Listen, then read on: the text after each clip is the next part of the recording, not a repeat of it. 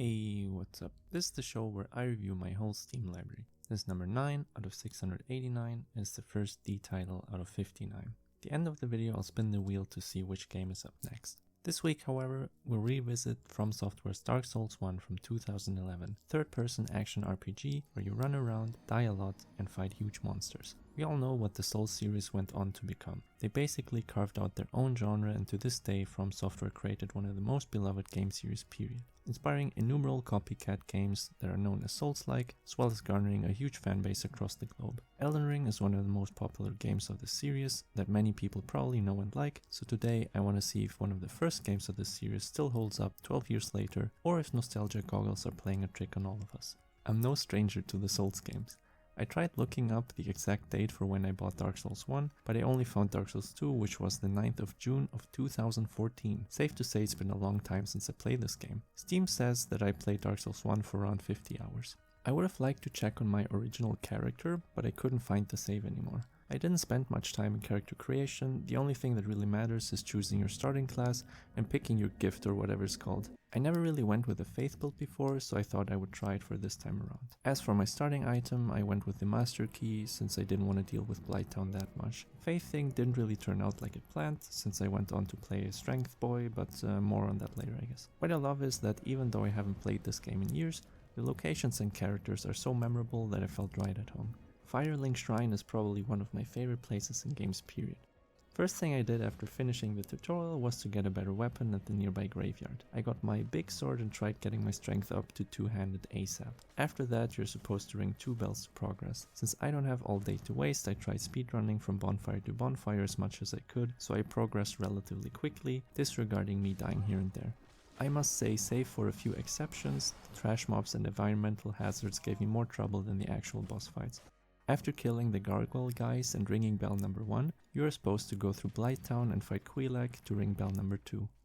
Since I got the master key from the beginning, I used the shortcut through the Valley of Dragons. I must say, I still remember Blighttown from back in the day and I haven't missed it one bit. So I'm glad I got the key, and in general I didn't have much trouble getting to the bonfire at the bottom of Blighttown. Since I rushed through the game so much, I was a little bit under level for most fights I think. In general, a lot of the big attacks would one-shot me, so I had to keep an eye out for the big AoE explodey attacks. The Quelaag fight was pretty easy all in all, and I think I killed her on my second try or something like that. After ringing bell number 2, I wanted to explore a little bit longer before going to Anor Londo, so I went for the forest area. I remember there being a Dark Knight or whatever they're called. You could farm them for their weapons, but this one wouldn't respawn. I'm not sure if they changed that or if I did something wrong. Anyways, I saw the huge Hydra, which was pretty scary, ran past it, saw the Cheshire Cat guy, and went on to find the entrance to the Sith boss fight. After a while, I did decide to continue with Sen's Fortress, and oh boy. I knew it wasn't a fun place, but I honestly didn't remember it that bad. I thought I remembered the correct path through this cursed place, but I didn't really. This place reminds me of Takeshi's Castle, a sadistic, pain-in-the-ass parkour riddled with traps. My impatience killed me almost more often than everything else in there. I would think I could still pass before the blade pendulum thing would get me, and then I would be wrong and fall to my death all the time.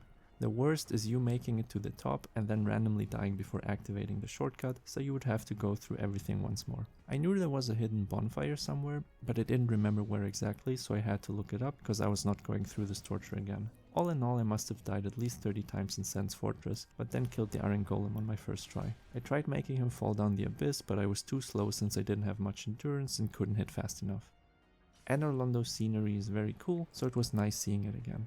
I tried running past everything again, but the platforming bit right at the beginning was a little bit of a pain. The beams are very narrow and the mobs backstab you and throw stuff at you. Eventually, I made my way through and reached the bonfire that I would use to run to the Ornstein and Smough fight. I'm not sure if this is the closest one possible, but the run was pretty okay and didn't take too long. That is if you know that you can jump over the railing and skip a big part of the run there. Ornstein and Smough is the first boss fight that actually gave me some trouble. I must have tried it around 30 times or so. I'm sure it didn't do me any favors that I used a very slow weapon either. I got pretty close 3 or 4 times, but phase 2 Smough's butt smash attack would literally one-shot me if I got hit, which was pretty frustrating. Okay, I think we're relatively safe here. Oh god, no. Oh god. What the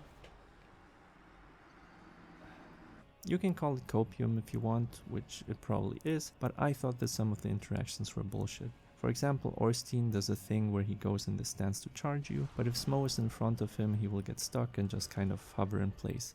If Smo moves out of the way, Ornstein proceeds to teleport all over the place, and this messed me up a bunch of times. Also, Smo's electric butt smash attack is bullshit. What the fuck?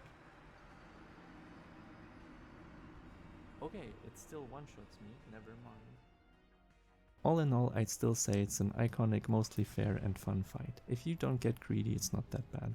After that, you get the Lord Vessel, which lets you teleport around and unlocks more areas for you to explore. I stopped playing around here, but it was enough for me to re-experience the nostalgia and get a feeling for the game again. So what did I like about the game? This point relates more to people that already played it, but the nostalgia of seeing all the places and fighting all bosses again was pretty cool. All in all, it's a challenging but fair game. 90% of the time is your own fault if you die. I love the open world approach. If you feel like exploring a place, you can do that, and you'll probably find some hidden boss or a shortcut to another place.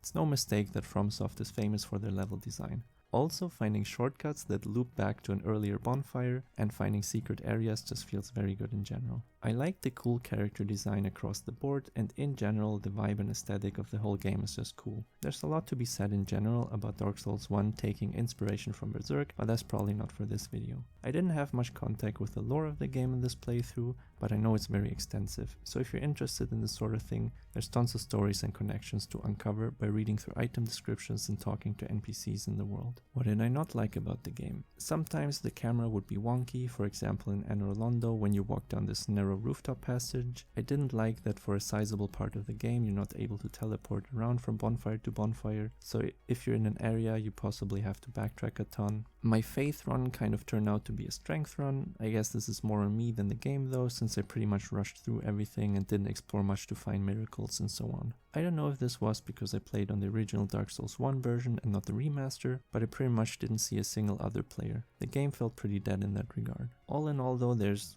really not that many bad things to say about the game.